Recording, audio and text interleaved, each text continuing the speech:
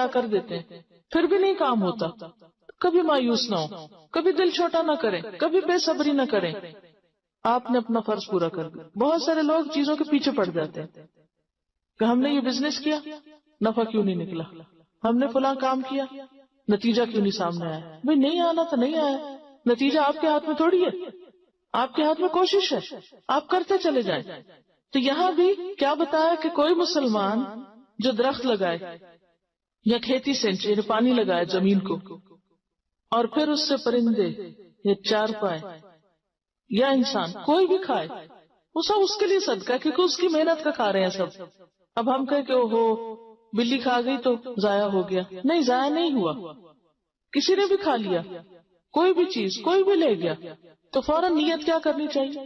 حتیٰ کہ اگر کوئی چور بھی لے جائے کبھی کوئی چیز زندگی میں، ہوتا ہی ہے نا، کبھی انسان کی کوئی چیز چرائی جاتی ہے یا کوئی کھو جاتی ہے چیز یا ٹوٹ جاتی ہے، کچھ بھی ہو جاتا ہے، تو انسان کو کیا سوچنا چاہیے کہ ٹھیک ہے وہ بھی استعمال کرے گا، ثواب تو مجھے کو نہیں، چیز میری تھی، میرے ثواب اور اجر میں تو کمی کوئی نہیں ہوگی.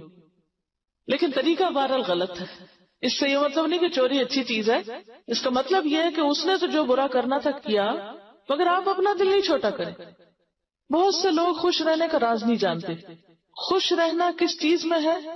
اللہ کی رضا کے آگے سر تسلیم خم کرنا، اپنی سی کوشش کرنا اور باقی نتیجہ اللہ پہ چھوڑ دینا، یہ ہے خوشی کا راز.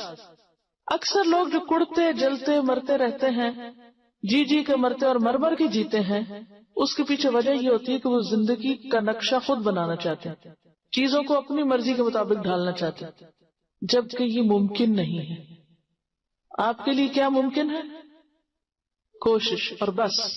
آپ کی کیا دیکھی جائے گی؟ کوشش. آگے چاہے نتیجہ الٹ ہو، مثلا ایک شخص صدقہ لے کے نکلا اور وہ چور کے ہاتھ لگ گیا، ایک بری عورت کے ہاتھ لگ گیا، تو وہ پریشان ہوا کہ میرا صدقہ تو گیا.